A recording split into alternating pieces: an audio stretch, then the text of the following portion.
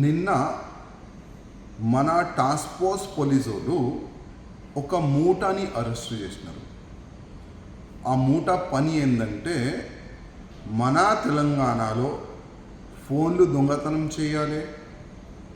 అదేవిధంగా దొంగతనం చేసిన ఫోన్లకి నా నియోజకవర్గంలో యాబిడ్స్ పోలీస్ స్టేషన్ కింద జగదీష్ మార్కెట్ వస్తుంది. ఆ జగదీష్ మార్కెట్కి తీసుకుని వెళ్ళాలి. IMEI నంబర్లు చేంజ్ చేయాలి, ఫోన్లకి అన్లాక్ చేయాలి, మళ్ళా సుదాన్ మన ఆఫ్రికా కంట్రీకి షిప్ నుంచి పంపించాలి. ఈ మొత్తం ఒక మూటని మన టాస్క్ ఫోర్స్ పోలీసు వాళ్ళు అరెస్ట్ చేసినారు. ఇంతకుముందు కూడా ఈ 31 మెంబర్స్కి అరెస్ట్ చేసినారు కదా, వాళ్ళపైన ఆల్రెడీ వేరే పోలీస్ స్టేషన్లో కేసులు కూడా ఉన్నాయి. కానీ ఒక మూట అయితే అరెస్ట్ అయింది. ఇంతకుముందు ఇట్లాంటి ఫోన్లు దొంగతనం ఇన్ని చేసినారు. ఇంకా ఇప్పుడు పోలీసు వాళ్ళే డాటా ఇస్తున్నారు. 700 అబోవ్ ఫోన్లు దొంగతనం వీళ్ళు చేసినారు. మా దగ్గర దొరికింది నా ఫోన్లని పోలీసు వాళ్ళే అంటున్నారు. ఇంతకుముందు చాలా దొంగతనం చేసినారని పోలీసు వాళ్ళు అంటున్నారు. మళ్ళీ వాళ్ళందరికీ ఐడెంటిఫై చేసినారా?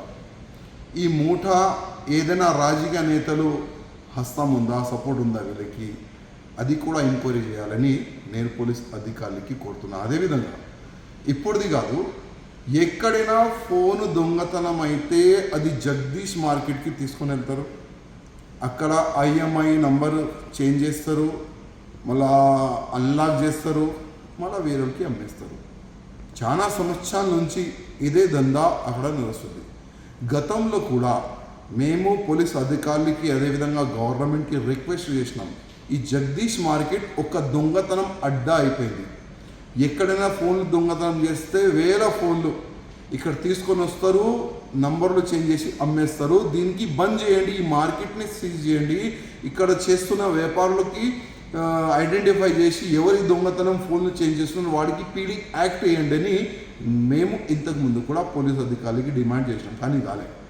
కనీసం ఇప్పుడైనా కాంగ్రెస్ గవర్నమెంట్ తెలంగాణ వచ్చింది, మా రేవంత్ రెడ్డి గారు ఉన్నారు. రేవంత్ రెడ్డి గారికి మరీ రిక్వెస్ట్ చేస్తున్నాం, మా ముఖ్యమంత్రి గారికి, జగదీష్ మార్కెట్ అట్లాంటి చాలా మార్కెట్లు ఉండొచ్చు, అన్ని మార్కెట్కి బంద్ చేయాలి. ఎందుకంటే మన తెలంగాణకి చెడ్డ పేరు వస్తుంది దీనివల్ల. అందుకోసం ఎవరైనా ఈ ఫోన్ దొంగతనం చేస్తున్న అట్లాంటి మూటాని ఐడెంటిఫై చేయాలి, వాళ్ళపైన PD యాక్ట్ వేయాలని నేను కోరుతున్నాను. అదేవిధంగా దాదాపు ఈ 2 సంవత్సరాలు శ్రీరామనవమి శోభయాత్రలు కూడా వేల ఫోన్లు దొంగతనం అయింది. ఈ మూటాకి ఆ శ్రీరామనవమి శోభయాత్ర వచ్చిన మూటాకి ఏదైనా లింక్ ఉందా? లేదు, ఈ 700 ఫోన్లు వీళ్ళ దగ్గర దొరికినాయి అని అంటున్నారు పోలీసులు. ఆ 700 ఫోన్లో శ్రీరామనవమి శోభయాత్రలో వచ్చిన భక్తులు వాళ్ళు కూడా ఫోన్ ఉందా? అది కూడా పోలీసులు బయట పెట్టాలని నేను పోలీస్ అధికారులకి రిక్వెస్ట్ చేస్తున్నాను.